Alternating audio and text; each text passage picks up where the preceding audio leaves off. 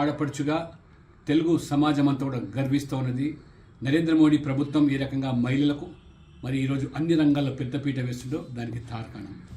ఇవాళ మరి కేంద్ర ప్రవేశపెట్టిన బడ్జెటు మధ్యతరగతి కుటుంబాలకు పెద్ద ఊరట, వెసులుబాటు. ముఖ్యంగా ఆదాయ పన్ను 12 లక్షల వరకు పూర్తి మినహాయింపు. గతంలో 7.5 లక్షలు ఉన్నదాన్ని ఏకంగా 12 లక్షలకు పెంచి మిడిల్ క్లాస్ ఫ్యామిలీస్కు పెద్ద ఊరట కల్పించారు.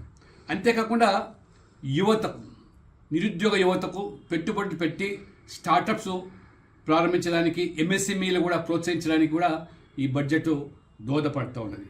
ముఖ్యంగా మహిళలు, ఎస్సీ ఎస్టీ 5 లక్షల మందికి 2 కోట్ల రూపాయల పెట్టుబడితో వారికి ఇవాళ మరి పెద్ద ఎత్తున మహిళా సాధికారిత పేరు మీద ఈ యొక్క మరి బడ్జెట్లో వారికి కల్పించి వాళ్ళకి గుర్తించడం జరిగింది. ఐఐటి నాణ్యమైన విద్య కల్పించి మరి అలాంటి జెమ్స్ తయారు చేయడానికి 65,000 సంఖ్య ఉన్నటువంటి ఐఐటి విద్యార్థుల సంఖ్యను 135,000 పెంచి ఆ రకంగా ఇవాళ మోదీ గారు కంటున్న కలలు వికసిత భారత్ సాకారం కావాలంటే ఇవాళ చదువుకున్నటువంటి ప్రతి యువత కూడా ఆ రకంగా మరి 10 మందికి ఉపాధి కల్పించేటువంటి సంస్థను నెలకొల్పాలి.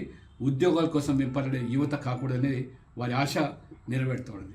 అదే రకంగా మరి ఈ ప్రభుత్వం ముఖ్యంగా ఈ క్యాన్సర్ లేదా లైఫ్ డ్రగ్స్ పేరు మీద పూర్తి ట్యాక్స్ మినహాయింపించి ఏ రకంగా మరి ఈరోజు మరి ఆ యొక్క క్యాన్సర్ బాధితులకు కానివ్వండి లేదా ఫార్మా రంగాన్ని కూడా మరి పెద్ద ఎత్తున ఊతమివ్వడే కాకుండా ఈ దేశంలో మరి పిల్లలు ఆడుకునే ఆట వస్తువులు తయారు చేయడానికి చైనా మీద ఆధారపడే మనము ఇప్పుడు ప్రపంచంలోనే వరల్డ్ హబ్గా టాయ్స్ మ్యానుఫ్యాక్చరింగ్ చేయడానికి నిర్ణయం తీసుకోవడం జరిగింది.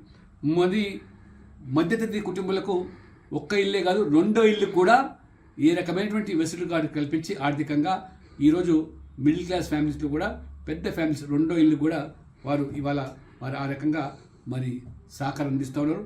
నరేంద్ర మోడీ గారి ప్రభుత్వం గత 10 సంవత్సరాల్లో ఇన్ఫ్రాస్ట్రక్చర్ మీద ఎంతైతే పెట్టుబడులు పెట్టడం వల్ల రైల్వేసు, ఎయిర్వేసు, హైవేసు, రోడ్లు, గ్రామీణ సడక్ అయితే మరి ఈరోజు బాగుపడ్డాయో దాన్ని కూడా ఇవాళ ఊతమిచ్చే విధంగా వ్యవసాయాన్ని లాభసాటిగా మార్చడానికి బడుగు బలహీన వర్గాలు, దళితులు కూడా ఈ బడ్జెట్ పెద్ద ఎత్తున వారికి ఇవాళ ఊరట కల్పిస్తుంది. ఈ బడ్జెట్ నేను సంపూర్ణంగా స్వాగతిస్తా ఉన్నాను.